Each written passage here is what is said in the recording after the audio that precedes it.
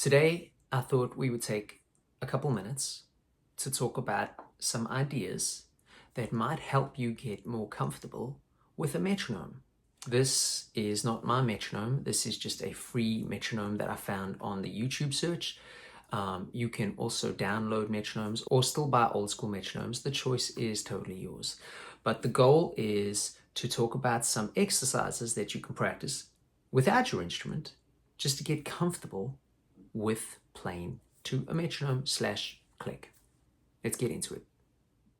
Hey everybody, my name is Travis Mark. I'm the host of the Musician's Mentor podcast and now this Musician's Mentor YouTube channel. Welcome. Please do me a favor while you are here. Feel free to share some videos, like some videos, comment on some videos, but most importantly, hit that subscribe button. It is truly appreciated. Thank you. So I remember when I was about 15 or 16, my drum teacher at the time put a metronome on and tried to get me to play a couple exercises with it. I was highly intimidated. I found it quite scary. I didn't know how to sit with it and felt like I was constantly fighting against the metronome purely because I didn't quite understand how to play with it or around it or in between it. And once I figured out that you don't actually have to fight against the metronome, it can become part of your playing, which will actually enhance your timing, I totally embraced it to the point that when I'm practicing on a daily basis, I always practice with a metronome. I have a metronome app on my phone and I walk with it. I've spoken with that before. In 2 of the projects I'm involved with, everything is played to a metronome or a click.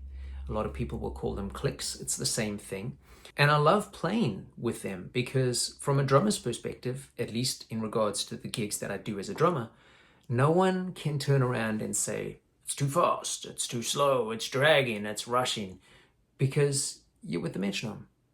So let's talk about a couple principles here. The first thing you want to do is get comfortable with a metronome. So I'm going to hit play here.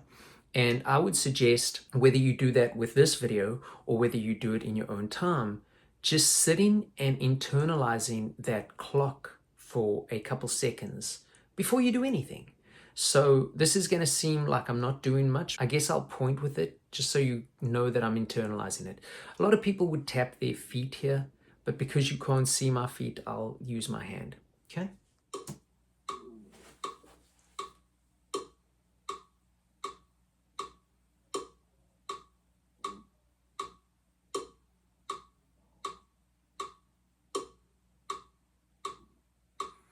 So what I'm really trying to do as I'm internalizing this is trying to kind of feel the rhythm. I'm trying to feel it as a groove. Yeah, there's not much going on besides a quarter note or a crotchet, but I'm trying to feel it. So whether that's by bopping my head or clicking my fingers or tapping my feet, which again, you can't see, I'm internalizing that. Now, once you get to this point that you feel like you could work with it, I would strongly suggest that vocally, especially if you understand quarters, eighths, and sixteenths at very least, which again for my European friends would be crotchets, quavers, and semiquavers, try and count with it. Count loud with it. So I'm actually still tapping my foot, bopping my head, whatever, right? So I'm thinking about that. I'll go with it. Now I look like, what is it, Strutter or Deuce from Kiss, the way those guys move when they move together. Anyway, so you internalize it, okay? And now count loud. So 1, 2, 3, 4. 1, 2, 3, 4. So I'm currently on quarters or crotchets. When I'm ready, I go to eighths or quavers. 1 and 2 and 3 and 4 and 1 and 2 and 3 and 4 and 1 and 2 and 3 and 4 and when I'm ready, I'm going to go to sixteenths, okay, or semiquavers. Again, I'm going to count this loud. 1E and a 2E and a 3E and a 4E and a 1E and a 2E and a 3E and a 4E and a. What you can then do is flawlessly go from the quarters to the eighths to the sixteenths. I'm going to do one bar of each. A bar is just one measure of 4, for those who don't know. So what that is this. 1, 2, 3, 4, 1 and 2 and 3 and 4 and 1E and a 2E and a 3E and a 4E and a 1, 2, 3, 4, 1 and 2 and 3 and 4 and 1E and a 2E and a 3E and a 4E and a.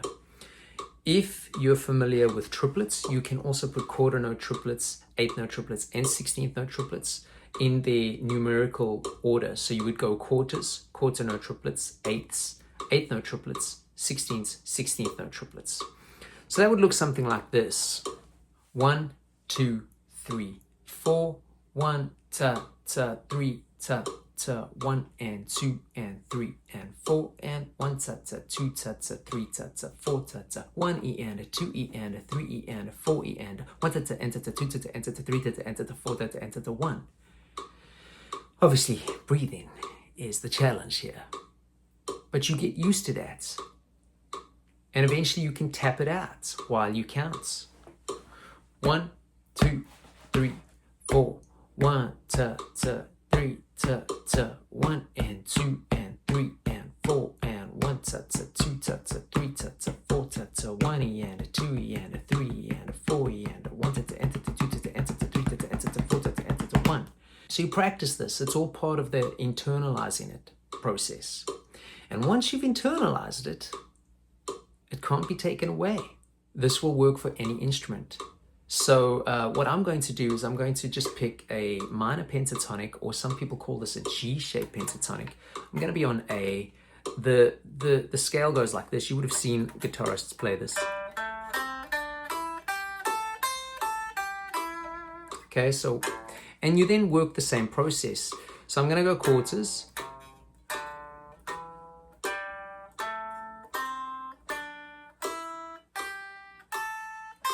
Right, you can ascend and descend, whatever, right? I'm going to go eighths.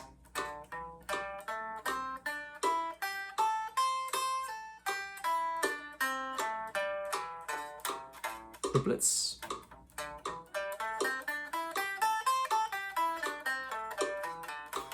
Sixteenths.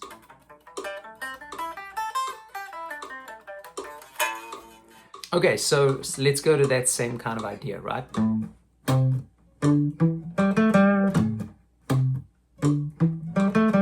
Let's go to that same kind of riff and try and make it a bit more interesting.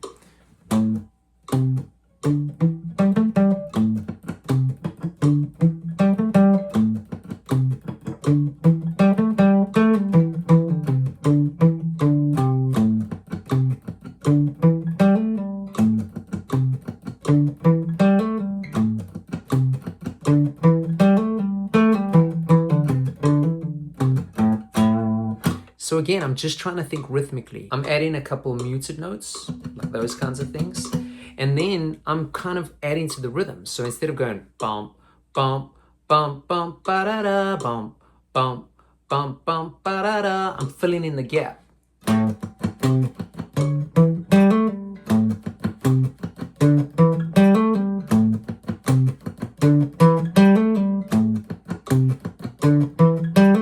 And at the end of it, I'm going. And rhythmically, because of the metronome, all I'm really thinking is 1 and 2 and 3 and 4 and 1 and 2 and 3 and 4 and 1 and a 2 and a 3 and 4 and 1 and 2 and 3 and 4 and 1, 2, 3, 4, 1, 2, 3, 4, 1, 2, 3, 4, 1, 2, 3, 4, 1, 2. And so on and so on and so on. I'm not saying you've got to count it all the time, but what you will learn is that eventually, anytime you hear something, you'll be able to understand rhythmically what's going on.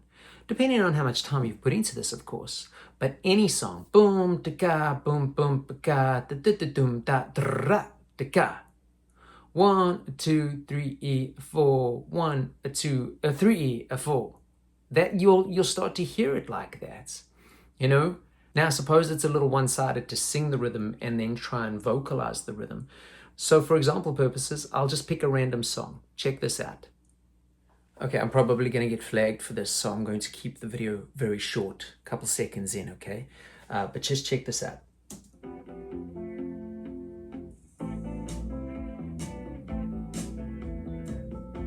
Okay, so there's a few things going on there. He starts with this like little draggy thing on, I'm guessing it's a ride cymbal.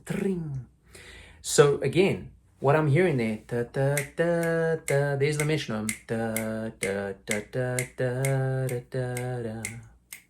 So the first thing I understand, because I've played to metronomes all the time, is where that pulse is. If you can figure that out, you're halfway there. I'm going to rewind.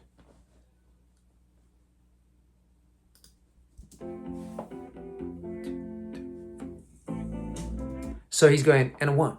So 1, 2, 3, 4, and then he's just coming into a 4/4 beat. Boom, ga, boom, ga, boom, ga, boom, dum, dum. Sounds like there's some tom things going on. Again, I'm only 8 seconds in, and I don't want to have this video taken down, but I'm hoping that you can see the importance of how working to a metronome can actually benefit your musicianship. You know, I can internalize the pulse, I can copy the rhythm, I can hear it a couple seconds in and know what's going on. So if you want to practice this kind of thing, practice vocalizing numbers to a click. And if you don't want to play to a click, put a song on and find the pulse like I did a little earlier. So